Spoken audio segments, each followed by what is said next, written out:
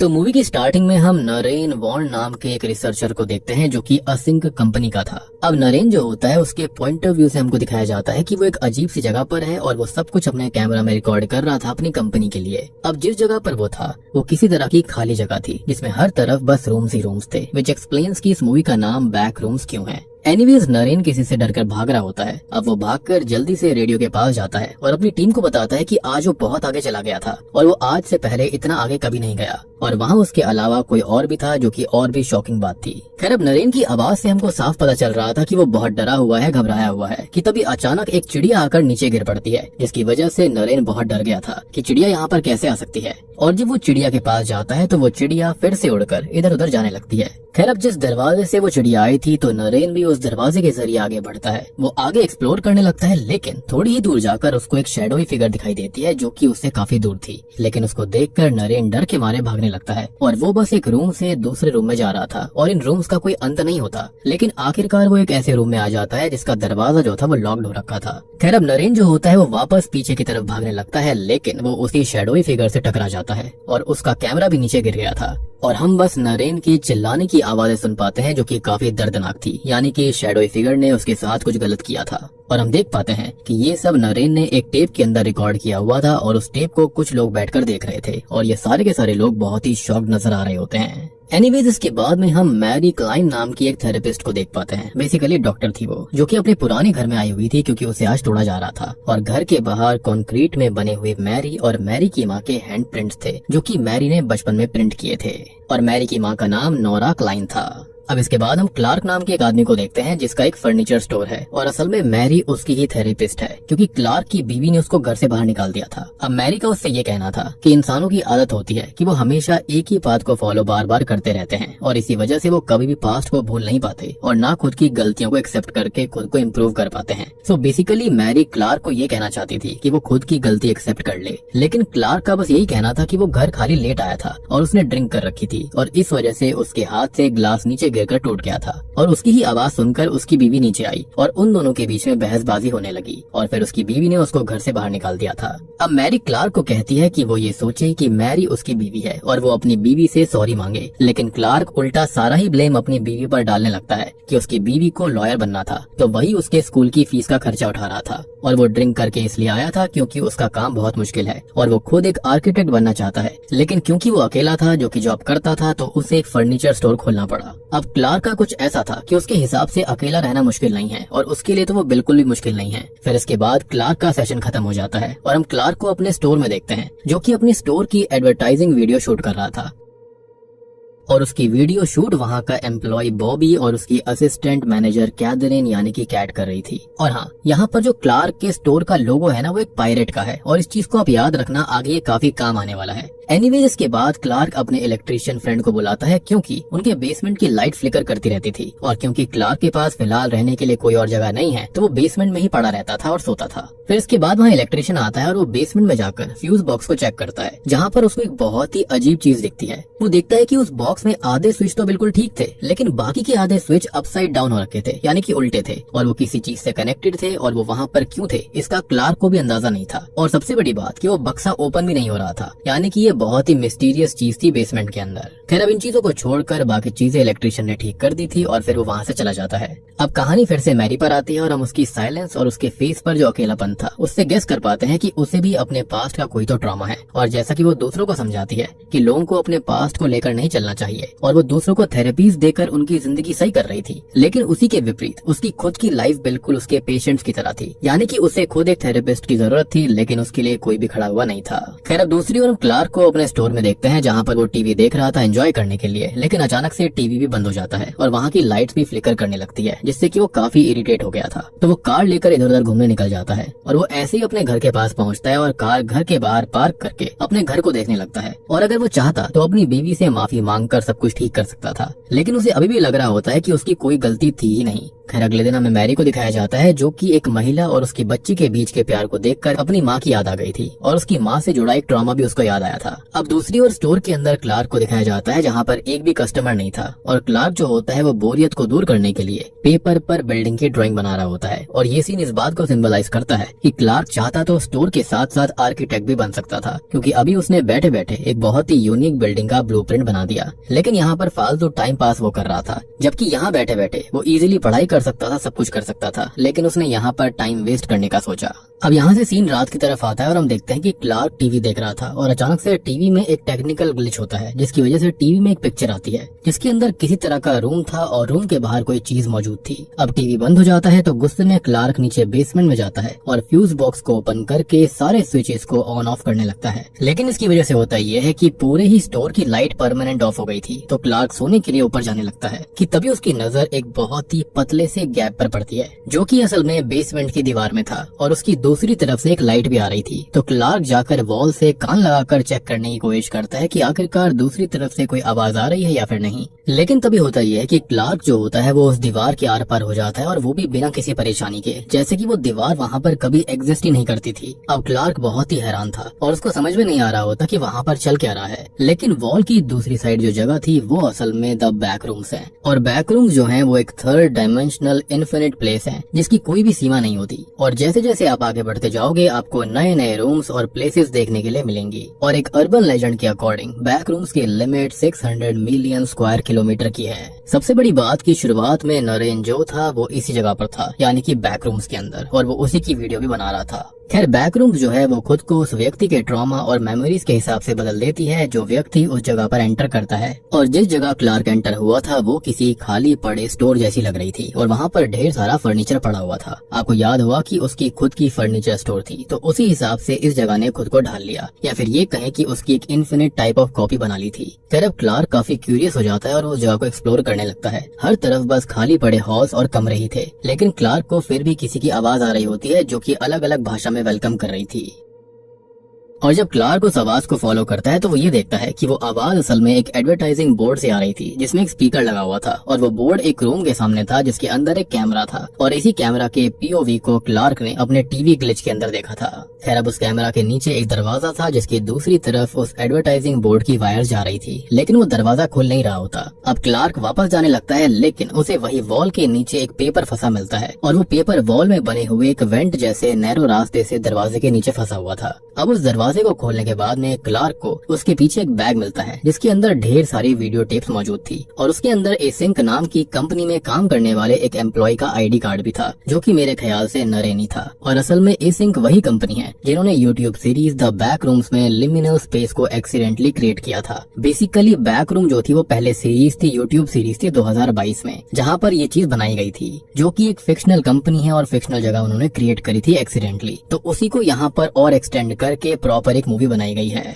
मतलब बहुत सारे स्टूडियोज ने उनको अप्रोच किया था लेकिन फाइनली A24 स्टूडियोज की तरफ से ये मूवी आगे बढ़कर आई है। एनीवेज लिमिनल स्पेस जो है वो बैक रूम का साइंटिफिक नेम है एंड बेसिकली एसिंक ने एक एक्सपेरिमेंट किया था जिसके अंदर उन्होंने रियल वर्ल्ड जैसे दिखने वाले एक दूसरे डायमेंशन का पोर्टल ओपन करने की कोशिश करी, लेकिन उसी टाइम एक बहुत बड़ा अर्थक्वेक आया था जिस वजह से रियलिटी में एक होल हो गया था और उस होल ने एक लिमिनल रियलिटी क्रिएट कर दी जो कि पहली नजर में तो एक सक्सेसफुल एक्सपेरिमेंट लग रही थी, लेकिन धीरे धीरे एसिंक कंपनी को ये पता चलता है कि वो लिमिनल रियलिटी असल में लिमिनल स्पेस है जो कि उस जगह में एंटर करने वाले व्यक्ति के ट्रॉमा और मेमोरीज को इस्तेमाल करके खुद को बदल सकती है एंड समहाउ वो प्लेस बहुत ही ज्यादा मिस्टीरियस है और उसका कोई भी अंत नहीं है। खैर अब इसके बाद क्लार्क उस नैरो रास्ते की दूसरी तरफ एक और रूम देखता है तो वो क्रॉल करके दूसरी साइड जाता है। वहाँ पर कुछ शूज और स्लीपर्स थे जो कि फ्लोर में जुड़े हुए थे, बेसिकली मर्ज हो रखे थे। माइट भी वहाँ पर कोई फंस गया होगा और शायद से वहाँ से निकल नहीं पाया। खैर वहाँ पर एक बहुत बड़ा सिंहासन भी था और वहीं एक छोटा सा दरवाजा भी। खैर अब क्लार्क आसपास देखता है कि तभी उसे उस नैरो जगह की दूसरी साइड वाले रूम में से किसी के फुटस्टेप्स की आवाज आती है और जब वो उस नैरो वाली जगह से देखता है तो उसे वहाँ पर कोई और भी दिखता है और क्लार्क इससे बहुत डर गया था और वो उस छोटे दरवाजे को खोलकर जल्दी से वहाँ से बाहर निकलता है और वो जल्दी से भागकर उस फर्नीचर के पास जाता है और वो वॉल की तरफ दरवाजे को ढूंढने के लिए निकलता है, लेकिन पहले तो उसे दरवाजा नहीं मिलता और क्लार्क इससे बहुत डर गया था कि वो यहाँ पर फंस गया। लेकिन फाइनली बहुत ढूंढने के बाद उसको वो दरवाजा मिल जाता है और इसका मतलब कि वॉल की बस एक स्पेसिफिक जगह से, बैक रूम से रियलिटी और रियलिटी से बैक रूम्स के अंदर एंटर करा जा सकता है। खैर अब क्लार्क वापस रियलिटी में आ चुका था, लेकिन वो वापस बैक रूम्स में जाकर एक लैम्प स्टैंड उठाकर रियलिटी में ले आता है। बाई चांस अगर वो चीज जो वहाँ पर थी वो उसके पीछे आ गई जिसको उसने अंदर देखा था, तो वो उस पर उसी लैम्प स्टैंड से हमला कर सकता था। अब क्लार्क जो होता है वो उस लैम्प स्टैंड के साथ पूरी रात उसी वॉल के सामने बैठा रहता है ताकि उसको कोई दिक्कत ना हो। फिर अगले दिन हम फिल नाम के एक डॉक्टर को देखते हैं जो कि उस कैमरा के अंदर रिकॉर्ड हुई क्लार्क की फुटेज देख रहा था, और फिल भी एसिंग कंपनी में काम करता है। यानी कि समहाउ इन लोगों ने ही यहाँ पर बेसमेंट में कुछ न कुछ किया था, यानी कि वो जो स्विचेस अपसाइड डाउन हो रखे थे वो भी एसिंग कंपनी का ही काम था। मे बी यहाँ पर शायद से वो क्लार्क के ऊपर कुछ एक्सपेरिमेंट करना चाहते थे, समझना चाहते थे कि आखिरकार ये लिमिनल स्पेस है क्या, यानी कि बैक रूम्स क्या हैं। फिर इसके बाद हम क्लार्क को देखते हैं जो कि मैरी के पास जाता है और उसको सारी बात बताता है जो उसके साथ हुई थी, और वो उसे उस जगह का मैप भी दिखाता है जो उसने बनाया था। लेकिन मैरी को लग रहा था कि क्लार्क फिर से बहुत ज्यादा शराब पी रहा होगा, लेकिन क्लार्क उसे बैक रूम्स के बारे में सारी बात बताता है। लेकिन उसको समझ में नहीं आ रहा था कि वो मैरी को उस जगह के बारे में कैसे डिस्क्राइब करे, क्योंकि वो कुछ ऐसा था जैसे किसी व्यक्ति को डॉग के बारे में डिस्क्राइब करना जिसने ये कभी डॉग देखा ही ना हो। हालांकि सामने वाला कुछ चीजें समझ सकता है, लेकिन सभी चीजें समझाना इम्पॉसिबल था बिना उसको दिखाए। अब क्योंकि मैरी जो थी वो क्लार्क का विश्वास नहीं कर रही थी, तो क्लार्क कहता है कि वो वहाँ पर प्रूफ के साथ जाएगा और फिर मैरी को उससे माफी मांगनी होगी, और ये बोलकर वो वहाँ से चला जाता है। मतलब कि ये बंदा माफी मंगवाने में काफी एक्सपर्ट था और उसको किसी न किसी की माफी चाहिए थी। अब क्लार्क बॉबी और कैट के पास जाता है और वो उन दोनों को रात को स्टोर में ही रुककर उसकी हेल्प करने के लिए कहता है, और वो उनको डबल पैसे का लालच देकर कन्विंस भी कर लेता है। फिर क्लार्क जो होता है वो बॉबी और कैट को कैमरा के साथ रात को स्टोर के बेसमेंट में मिलने के लिए कहता है, और वो दोनों रात को वहाँ पर पहुँच भी जाते हैं। अब क्लार्क उन्हें उस दीवार के उस पार वाली जगह के बारे में बताता है, लेकिन कैट और बॉबी बहुत डर रहे थे, वो क्लार्क की बात पर यकीन नहीं कर रहे होते। लेकिन क्लार्क ने बैक रूम्स के अंदर जाने वाले डोर को हाईलाइट किया हुआ था और वो वॉल की दूसरी साइड चला जाता है, और फिर उसके पीछे पीछे बॉबी भी चला गया था। अब बॉबी को वो सब बहुत इंटरेस्टिंग लग रहा था, लेकिन कैट बहुत डरी हुई थी, लेकिन बॉबी उसे भी कन्विंस करके दूसरी साइड ले आता है। अब इसके बाद क्लार्क दूसरी जगह की तरफ जाता है और वो बॉबी को वो सब कुछ रिकॉर्ड करने के लिए कह रहा था। खैर अब इसके बाद ये तीनों एक रूम में जाते हैं जिसके अंदर एक लॉन्ड्री डोर था, और क्लार्क वहाँ पर रखे हुए बिस्तर के साथ एक रोप के छोर को बांध देता है, और फिर दूसरी साइड के रोप के अंत को बॉबी के साथ बांध दिया जाता है, और फिर वो बॉबी को नीचे जाकर सब कुछ रिकॉर्ड करने के लिए कहता है। फिर बॉबी नीचे जाने लगता है और रास्ता बहुत ही स्टीप था, बहुत ही ढलान वाला था, और वो बहुत ही ज्यादा नीचे भी होता है। लेकिन बॉबी नीचे पहुंच जाता है और नीचे ढेर सारे पुराने और गंदे कपड़े पड़े हुए थे, और वहीं पड़े कपड़ों के ढेर के बीच में हम एक इंसानी लाइक फिगर को देखते हैं, लेकिन बॉबी का ध्यान उस पर नहीं जाता। खैर फिर वहीं नीचे एक रूम भी था जिसके अंदर काफी अंधेरा होता है और उसके अंदर लगी हुई लाइट फ्लिकर कर रही थी, जैसे कि यहाँ पर क्लार्क के बेसमेंट के अंदर हुआ करता था। खैर तभी उसे वहाँ पर कोई दिखता है और बॉबी बहुत डर गया था, और अब वो क्लार्क को जल्दी से जल्दी उसे ऊपर खींचने के लिए बोलता है, जिसके चलते क्लार्क उसको जल्दी से ऊपर खींच लेता है, और बॉबी उसको बताता है कि उसने नीचे किसी को देखा था, और वो अपनी रोप खोलने लगता है। लेकिन तभी कोई उस लॉन्ड्री वाले पैसेज के अंदर से उसी रोप को खींचने लगता है, और वो बॉबी को भी साथ खींचने लगा था। अब कैट और क्लार्क बॉबी को बचाने की बहुत कोशिश करते हैं, लेकिन वो चीज बॉबी को खींच कर ले जाती है, जो कि ये दर्शाता है कि उस चीज में बहुत शक्ति थी। और तभी होता यह है कि वो जो कोई भी एंटिटी थी, तो उसके रोप खींचने की वजह से क्लार्क और केट के पीछे रखा हुआ बिस्तर भी साथ में खींचने लगता है, क्योंकि रस्सी का दूसरा छोर उस बेड से बंधा हुआ था, जिस वजह से केट और क्लार्क भी नीचे लॉन्ड्री रूम में चले गए थे। और तभी वो नीचे बॉबी का खून फ्लोर पर गिरा हुआ देखते हैं, और वो चीज जिसने की बॉबी को नीचे खींचा था वो बॉबी को खींचकर अपने साथ ले गया था, और केट बॉबी को बचाने के लिए उसके पीछे चली जाती है। खैर अब वो जो कोई भी चीज थी वो दरवाजा खोलकर बाहर निकलने लगती है, और उससे बचने के लिए क्लार्क बॉबी का कैमरा उठाकर दूसरी तरफ भागने लगता है, और वो भागते भागते क्रिसमस ट्री के पास पहुंच जाता है, जिसके पास क्लार्क को एक व्हील चेयर पर बैठा आदमी और एक अजीब सी महिला मिलती है, जिनको देखकर क्लार्क वहाँ से डर के मारे भाग रहा था। और भागते भागते क्लार्क एक जगह पर आकर पहुँचता है जहाँ पर उसे कैट की आवाज सुनाई देती है, लेकिन उसे वो कहीं भी नजर नहीं आती। तो क्लार्क एक टेबल पर कैमरा रखकर कैट को ढूंढने लगता है, लेकिन उसको पता लगता है कि कैट वॉल के पीछे थी, लेकिन वो कैट को देख नहीं पा रहा था। लेकिन कैट ये बोल रही थी कि वो एक ग्लास के सामने खड़ी हुई है, यानी कि कैट के सामने एक कांच का ग्लास था, लेकिन यहाँ पर क्लार्क को एक दीवार नजर आ रही थी, यानी कि दोनों के अलग अलग पर्सपेक्टिव थे। और हम नोटिस करते हैं कि कैट तो क्लार्क को साफ देख पा रही होती है। खैर अब अचानक से कोई वो कैमरा उठाता है और कैट क्लार्क को वार्न करती है, और क्लार्क के पीछे मुड़ने के साथ ही सीन यहीं पर कट हो जाता है। अब इसके बाद हम मैरी का एक सपना देखते हैं, जिससे हमको पता चलता है कि मैरी की माँ जो थी वो मेंटली डिस्टर्ब थी, उनको एग्राफोबिया वगैरह भी था, जिस वजह से वो पैरानॉइड रहा करती। वो मैरी को उसके रूम से बाहर तक निकलने नहीं देती थी, इवन वो विंडोज तक को भी कवर करके रखती और मैरी को बाहर तक नहीं देखने देती थी, जिसका मतलब ये था कि मैरी को भी एग्राफोबिया था, यानी कि बाहर जाने से उसको डर लगता था। एनीवेज इसके बाद में मैरी जाग उठती है और उसके टेलीफोन पर क्लार्क का एक वॉइस मेल था जिसके अंदर वो बोल रहा था कि उसे उसकी पीस मिल गई है, यानी कि सुकून मिल गया है और अब वो वापस नहीं आने वाला। तो मैरी खुद क्लार्क के स्टोर पर जाती है देखने के लिए कि आखिरकार उसने कोई गलत कदम तो नहीं उठा लिया। और अब दूसरी ओर हम फिल को यानी कि एसिंक वाले एम्प्लॉय को अपनी फैमिली के साथ टीवी देखते हुए नोटिस करते हैं और टीवी पर क्लार्क की ही एडवर्टाइजमेंट देखकर फिल शॉक्ड हो गया था।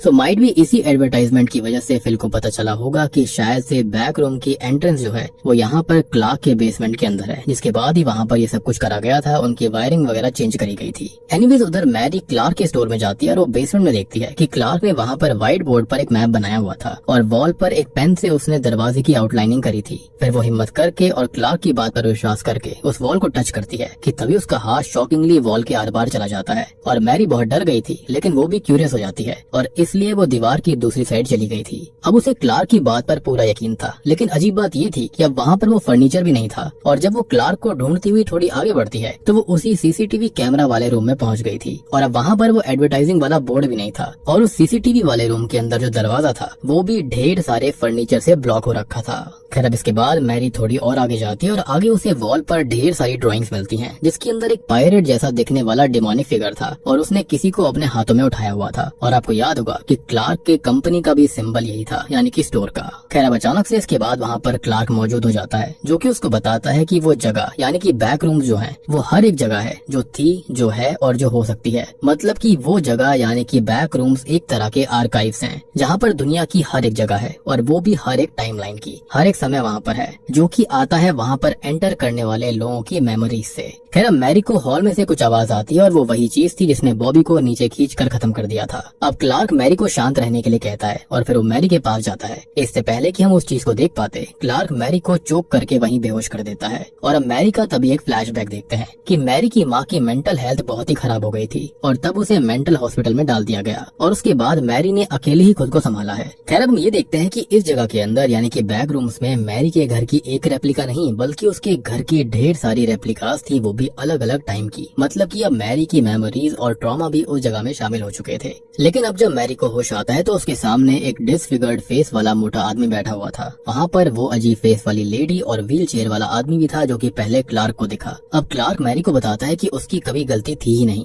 खैर वो मैरी को बताता है कि ये जो डिसफिगर्ड वाला इंसान है वो असल में उस जगह में ट्रैप हुए लोगों की रेप्लिकास हैं और उन्हें स्टिल लाइफ भी कहा जाता है। एंड क्योंकि वो जगह इतनी बड़ी है तो वो जगह उन लोगों को याद तो रखती है लेकिन पूरी तरह से नहीं। तो टाइम के साथ उनकी रेप्लिकास भी ऐसी ही टेढ़ी मेढ़ी और अजीब सी बन जाती हैं। और सबसे इंटरेस्टिंग बात ये थी कि उन रेप्लिकास को ना दर्द फील होता है, ना खुशी, ना डर, ना दुख। वो रेप्लिकास बस एग्जिस्ट करते हैं। एंड एग्जाम्पल क्लार्क उसे उस मोटे आदमी की गर्दन में चाकू स्टैब करके दिखाता है। फिर क्लार्क मैरी को बताता है कि वो उन रेप्लिकास को खा भी सकते हैं और वो उस मोटे आदमी के पेट में हाथ डालकर एक ब्रेड जैसी चीज निकालता है और उस मोटे आदमी की प्लेट के साथ साथ क्लार्क खुद की और मैरी की प्लेट के अंदर भी वो ब्रेड जैसी चीज को सर्व करता है। और हम ये भी देखते हैं कि क्लार्क ने कैट को खत्म करके उसकी बॉडी को फ्रिज में रख दिया था क्योंकि कैट वहाँ से जाना चाहती थी। फिर इसके बाद क्लार्क मैरी को अपनी बीवी का रोल करने के लिए फिर से कहता है, लेकिन पहले वो उस डिसफिगर्ड लेडी की स्कैल्प उस नाइफ से उखाड़कर उसको मैरी के सर पर रख देता है, बेसिकली काइंड ऑफ क्वीन की तरह। और वो मैरी यानी कि अपनी बीवी से कहता है कि वो ड्रिंक करके आया और लेट आया और वो उसके लिए सॉरी नहीं बोलने वाला क्योंकि वो घर उसका है। और तब जाकर मैरी उसे बताती है कि क्लार्क की सबसे बड़ी गलती ही यही है कि वो अपनी गलती मानने के लिए तैयार नहीं होता, क्योंकि उसकी गलती ये थी कि उसने अपने ड्रिंक पीने की आदत के लिए अपनी जॉब को ब्लेम किया, फिर अपनी जॉब के लिए दुनिया और अपनी बीवी को ब्लेम किया, और फिर जब वो आर्किटेक्ट नहीं बन पाया तो दोबारा से उसने अपनी बीवी को उस चीज के लिए ब्लेम किया कि उसने अपनी बीवी की पढ़ाई करवाई थी, और जब उसकी बीवी ने उसको घर से निकाल दिया उसकी हरकतों की वजह से, तब भी उसके लिए उसने अपनी बीवी को ही ब्लेम किया। और सच्चाई ये है कि इवन मैरी भी क्लार्क को चेंज नहीं कर सकती, यानी कि थेरेपी का कोई फायदा नहीं है और क्लार्क को चेंज होने की जरूरत भी नहीं थी,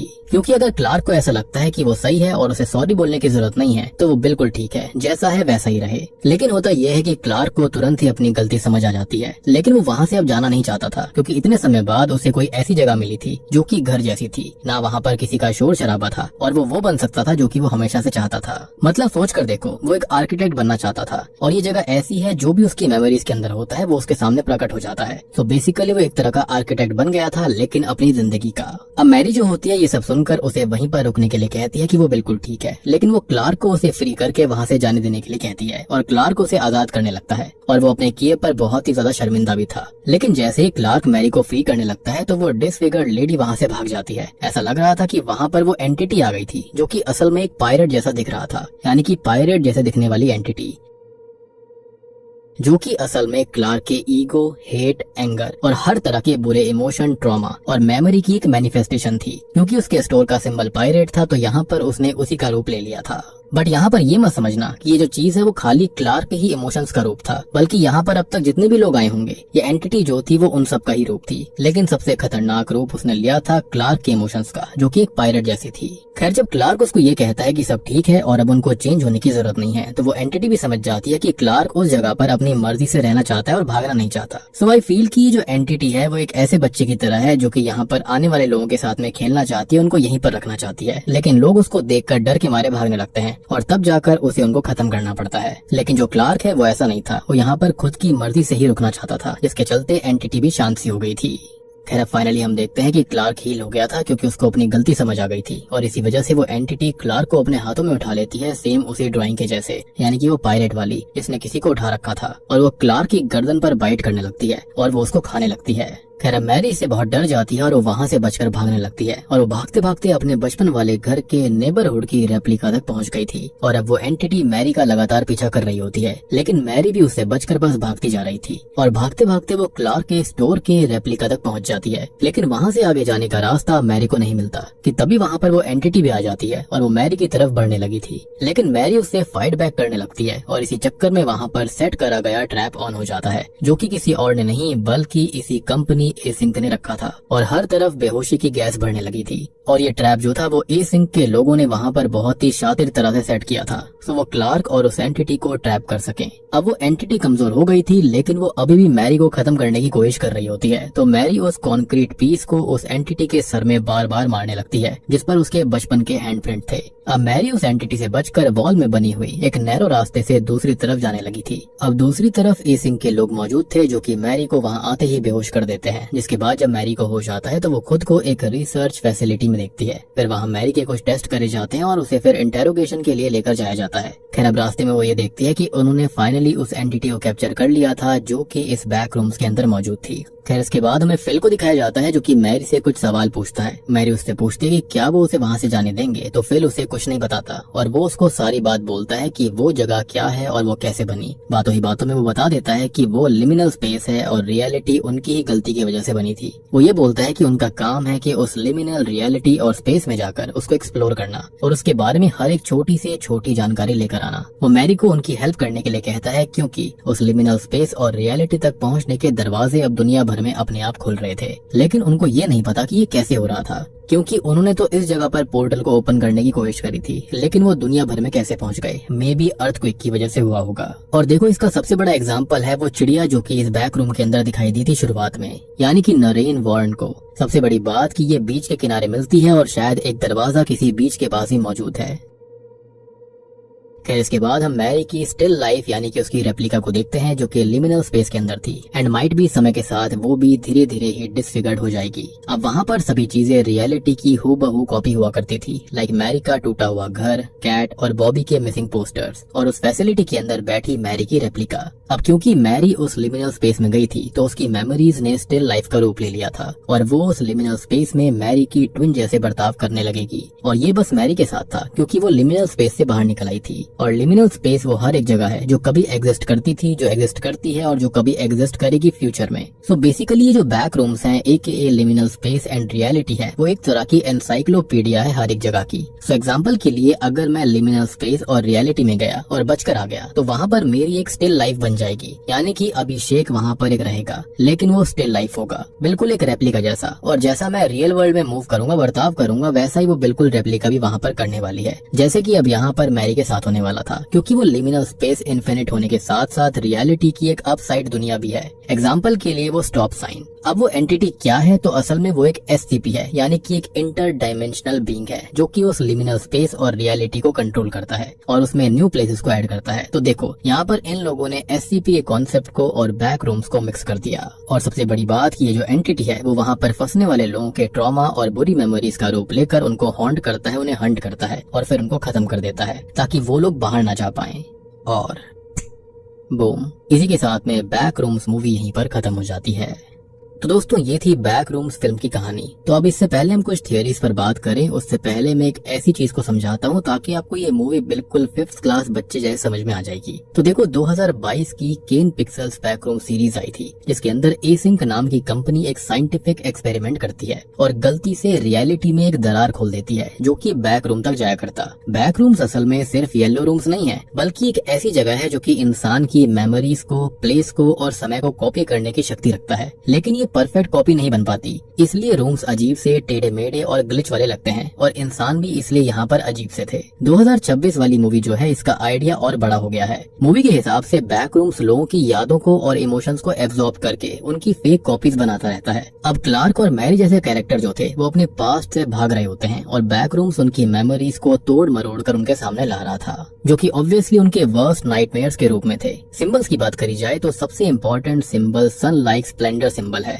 जो कि मेरे हिसाब से नॉलेज, एनलाइटनमेंट या फिर बैक रूम्स की हिडन पावर को रिप्रेजेंट करता है। लेकिन केन ने इसका एग्जैक्ट मीनिंग अभी तक क्लियर नहीं किया। सबसे आसान थियरी ये है कि बैक रूम्स एक जाइंट ब्रोकन फोटोकॉपी मशीन की तरह है। वो रियल वर्ल्ड को कॉपी करना चाहता है पर हर कॉपी थोड़ी सी खराब बन जाती है और इसी वजह से वहाँ पर मॉन्स्टर्स, क्लोन्स और स्ट्रेंज रूम दिखते हैं जिनका कोई अंत नहीं होता। मतलब इस तरह से इमेजिन करो जैसे कि आपका एक रूम है, उसके अंदर आपने 500 सामान रखे हुए हैं। अब सोच कर देखो एक एक सामान को हटाकर और वहाँ पर स्क्रैच करके कितने रेप्लिका बनाए जा सकते हैं, कितने परम्यूटेशन कॉम्बिनेशंस बन जाएंगे, जिसके चलते एक रूम की जगह हजारों करोड़ों रूम हो सकते हैं। तो बिल्कुल ये बैक रूम इसी तरह का था, लेकिन ये अपनी शक्ति लेता है इंसान की मेमोरीज से। अब देखो मूवी के अंत में मैरी की कॉपी दिखना भी इस बात का हिंट है कि बैक रूम्स लोगों को सिर्फ ट्रैप नहीं करता बल्कि उनकी डुप्लीकेट वर्जन्स को भी बना सकता है, लेकिन वो काफी वियर्ड होते हैं, ब्रोकन होते हैं। और भैया अगर देखो 5वीं क्लास के बच्चे को भी समझना हो तो बैक रूम्स एक मैजिकल ब्रोकन मेज की तरह है, भूल भुलैया की तरह है, जो कि दुनिया को याद करके कॉपी बनाता है, लेकिन उसकी मेमोरी कमजोर होती है, इसलिए सब कुछ थोड़ा सा स्केरी और गलत बन जाता है। और यही 2022 वाली सीरीज और 2026 के अंदर कनेक्शन भी है, क्योंकि 2022 वाली जो सीरीज थी उसके अंदर ही नरेन वॉरेन था। तो एसिंक कंपनी ने उसको यहाँ पर भेजा हुआ था ताकि वो सब कुछ रिकॉर्ड कर सके, लेकिन अल्टीमेटली वहाँ पर उसकी भी मौत हो जाती है। और अब हम बात करने वाले हैं कुछ थियरीज के बारे में, कुछ हिडन सिंबल्स के बारे में। सो ये मूवी जो है वो स्पिन ऑफ है famous YouTube series back rooms का, और इसके अंदर हमें जो आदमी दिखाया गया था जो मूवी की स्टार्टिंग में खत्म हुआ वो भी यूट्यूब सीरीज वाला नरेन वॉर्न था, जो कि एसिंक कंपनी का एम्प्लॉई है। सो हमने यूट्यूब सीरीज के अंदर ये देखा था कि एसिंक एक सीक्रेट इंस्टीट्यूट है जो कि साइंटिफिक रिसर्च एंड एक्सपेरिमेंट्स करते हैं, और उन्होंने रियलिटी बेंड करके पैरेलल यूनिवर्स का पोर्टल ओपन करने की कोशिश करी। बेसिकली रियलिटी के अंदर दरार डाल दी थी, लेकिन तभी एक बहुत बड़ा भूकंप आया जिस वजह से बहुत बड़ी टेक्निकल एरर हुई थी और पोर्टल तो खुल गया, लेकिन वो पोर्टल सब पूरी दुनिया भर में अलग अलग जगहों पर खुल गए थे। बेसिकली ये लोग बैक रूम्स तक पहुंच गए और उनको बंद करने का तरीका फिर एसिंक वाले ढूंढने लगे, और इसके लिए वो उन पोर्टल्स के पार गए और उनको पता चला कि वो पैरेलल यूनिवर्स नहीं है बल्कि वो असल में एक लिमिनल स्पेस है जिसकी कोई लिमिट नहीं होती। लेकिन उनका गेस था कि उस जगह का डायमीटर जो है वो 600 मिलियन स्क्वायर किलोमीटर का है, और उन्होंने उस जगह को नाम दिया था बैक रूम्स, क्योंकि वो ऐसा था जैसे रूम्स के पीछे रूम्स होते हैं।